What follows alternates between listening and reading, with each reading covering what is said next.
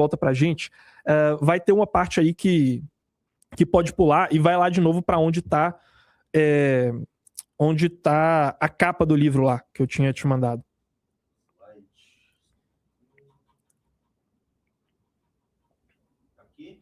Isso. Não, na próxima aí, pode passar. Pode passar e... Boa, volta... Aí. Eu tinha colocado aqui alguns trechos desse livro, né? Why Nations Fail. Ele conta ali por que a China fracassou naquele momento. Porém, a gente tem também o exemplo do Japão, tá? O que rolou com o Japão, na verdade? Ali no século XVI, os portugueses chegaram no Japão levando as primeiras armas de fogo para a região. Os caras ficaram impressionados, né? Não entenderam nada do que estava acontecendo, começaram a popularizar armas de fogo. O Japão chegou a ter ali no século XVI uma produção interna de armas de fogo, até que isso começou a desestabilizar o sistema interno do Japão, principalmente porque você tinha as ordens samurais, né, e os samurais não se davam muito bem com armas de fogo, tá? Até que chega em 1600 e o Japão proíbe armas de fogo. Ele proíbe a espada. Ele proíbe a espada, né, depois, na Meiji. Primeiro ele proibia a arma de fogo. Eu sei que na Meiji, quando... Ele proíbe as espadas para acabar com os samurais, né? Isso, a proibição das espadas vai ser depois. Eu vou chegar lá. Primeiro, eles chegaram e proibiram armas de fogo para tentar manter aquele sistema antigo, sistema meio feudal que tinha os samurais. Ali por volta de 1600, quando os japoneses proíbem armas de fogo, isso tem um impacto simbólico parecido com aquela proibição de 1433 que a China fez do comércio internacional, tá? Quando eles fecham o país inteiro, né, na verdade. Exato, essa exatamente. proibição não é que eles só proíbem as armas de fogo, eles fecham o país inteiro, eles expulsam os portugueses, matam os cristãos e falam, não, o Japão precisa ser japonês e ficar isolado. Exatamente. E aí, o que rolou? O Japão ele também ficou fechado naquela sociedade agrária voltada para o comércio interno, uma coisa meio feudal, bastante hierárquica, tá? Até que ocorre uma coisa com o Japão, tá? Com a China, foi ali em 1839 que ocorreram as guerras do ópio entre britânicos e chineses, e aí começa todo aquele século de humilhação, tá? Com o Japão, mais ou menos simultaneamente, né, eles estavam ali do lado e tá rolando ali essas guerras no ópio. Quando chega em 1853, chega um grande estaleiro americano, tá? Um grande navio americano ali de uma frota militar, e eles chegam no Japão e falam, olha, agora acabou a brincadeira, né? Então os Estados Unidos estavam naquele período de imperialismo, estava se expandindo para o Oceano Pacífico, e falou, olha, nós queremos vender os nossos produtos aqui no Japão, a gente quer livre comércio com o Japão, e vocês vão ter que abrir o seu comércio. Eles pegaram um navio militar enorme, embarcaram ali e falaram, ou vocês vão abrir, ou a gente vai bombardear essa porcaria inteira, então não tem conversa, tá? Isso aconteceu em 1853, se eu não estou enganado. E aí o Japão, diferente da China, e até que o Japão ele teve um prazo um pouco maior, né? Ele olhou para isso que estava rolando, e ele pensou, não vai dar certo a gente continuar se fechando aqui e fazendo as coisas da maneira como a gente está fazendo, tá?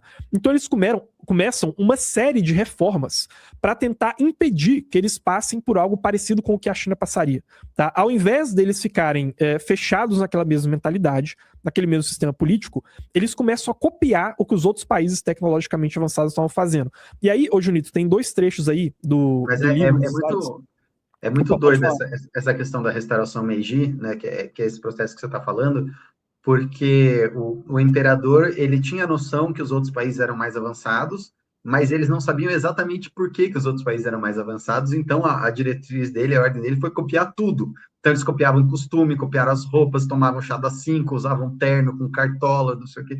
Ele falou que tinha que copiar não só a tecnologia, mas copiar a cultura também, copiar a língua, botou todo mundo para aprender os idiomas estrangeiros, então é uma coisa que o Brasil poderia fazer, né? Uma grande restauração Meiji no Brasil, falar assim, vamos copiar então o modelo de trabalho dos Estados Unidos, vamos copiar a Constituição americana, eu acho que não seria uma má ideia, dado que a gente identificou que a maior parte do problema é cultural, copiar os hábitos e as instituições de países melhores, eu acho que seria muito benéfico para o Brasil. Só falta um imperador, né? Infelizmente. Exatamente. Ou talvez não falte, né? Enfim, vamos ver isso aí nos próximos anos. Mas, cara, exatamente o que você falou, né? O que foi a restauração Meiji? Primeiro, os caras eles viram que armas de fogo meio que estava dando problema, né? Para manter aquela ordem feudal que o Japão vivia, e eles proibiram as armas de fogo, né? Quando chegou nessa época aí da restauração Meiji, quando eles foram atrás dos samurais, eles falaram, vão acabar esse negócio de feudos e vão começar a realizar intervenções diretas, né? Esse negócio de nomear interventores talvez te lembre algumas ideias políticas de alguns partidos por aí, tá? Mas, ó, você vê só nesse trecho aqui o que eles falam. Após a Revolução Meiji, houve um processo de retorno de reformas institucionais transformadoras no Japão.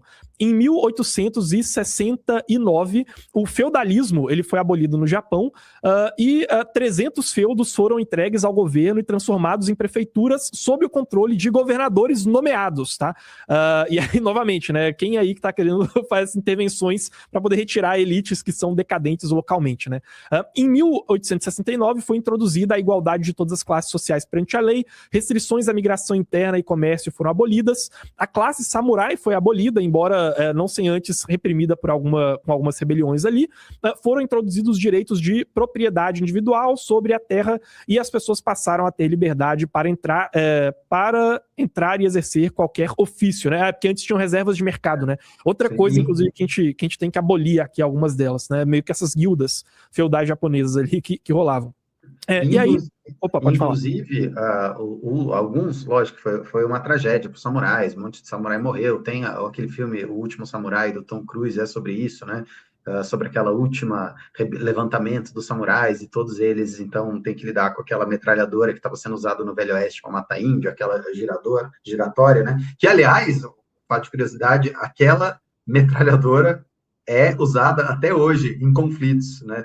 Você pega, tem o nome dela, você vai na Wikipédia dela, se você quiser ir, Júnior, você vai ver as datas que ela está em uso, e desde que ela foi inventada, ela não parou de ser usada, e até hoje você vai pegar conflitos aí de 2008, tem alguém que usou essa metralhadora num conflito.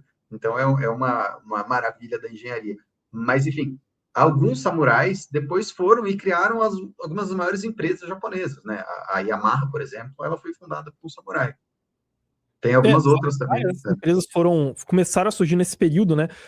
Com aquela fórmula de desenvolvimento em que você tem, novamente, ali, o Estado ele servindo como um indutor tecnológico, como financiador de infraestrutura, e o mercado entrando em como dar maior capilaridade para aquilo e transformar aquilo em algo comercial. E aí, o segundo trecho ali do livro, Genito, que é o último slide ali, ele vai, inclusive, falar um pouco disso, né? Sobre a construção de infraestrutura. Então... Ele coloca ali, o Estado se envolveu fortemente nas construções de infraestrutura. Em 1869, o regime japonês estabeleceu uma linha de navios a vapor entre Tóquio e Osaka e construiu a sua primeira ferrovia entre Tóquio e Yokohama, sei lá.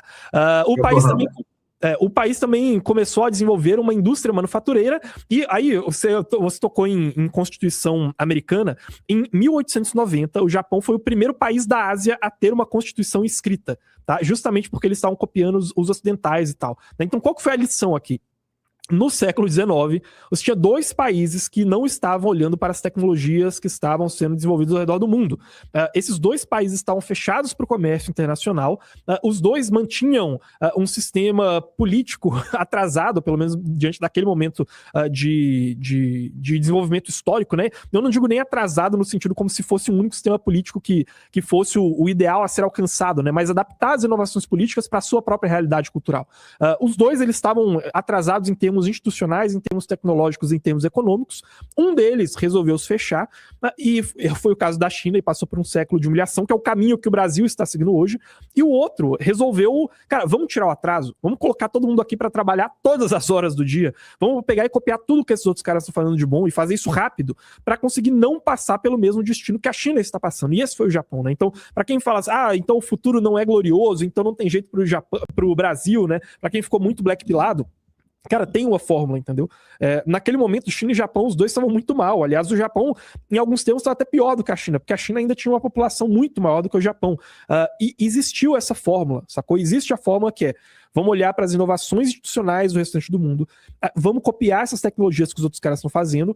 Isso não vem sem uma mudança de tecnologia política, isso não vem sem você desagradar as elites parasitárias que já estavam lá anteriormente, né? Naquele momento, eles tiveram que nomear interventores para retirar as elites que estavam governando as determinadas regiões ali que mantinham o Japão atrasado. Eles tiveram que colocar o Estado como indutor, não foi só livre mercado. Então, se fosse só livre mercado, cara, era só os Estados Unidos ter aberto ali o Japão forçadamente em 1853 e pronto, ia se resolver o problema naturalmente, né? Mas não, eles se importaram também com o Estado ser indutor, onde o Estado tinha que ser indutor, mas também permitindo com que essas inovações empresariais elas adquirissem em grande escala, fizessem exportação e mostrassem o que o espírito empreendedor e pioneiro tem de melhor, e essa foi a fórmula que fez com que o Japão conseguisse se alavancar ali e se desenvolver, entendeu?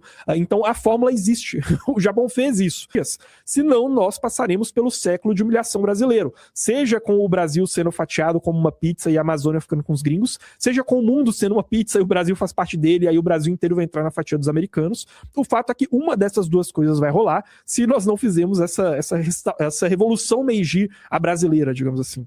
E é aquilo, né? Só existe glória através do sofrimento, né? Você vê todas essas, a restauração Meiji na China, no Japão, os golpes na China, esses países estão onde eles estão hoje